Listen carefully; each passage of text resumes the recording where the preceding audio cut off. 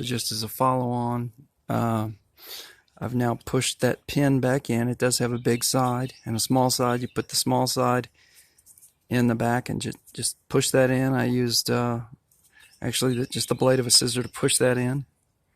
You can see it now holding this in. I may push it in further.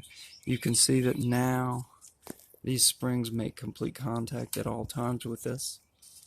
And then I can't do it one-handed, but the next thing you do is insert this under this lip, lower it down. This is the float. And, well, maybe I can do it one-handed. Sorry for the misdirection there. You lower it down, and then it just there, snaps right in. And that gets screwed on, and then there's your float assembly. And those spring-loaded clips are now making contact again all the time. All the time they're making contact. So that may fix the problem. Now, some people have had problems with these floats themselves. I don't know if they're hollow. Apparently that some were. And if they get a crack, then gas fills them.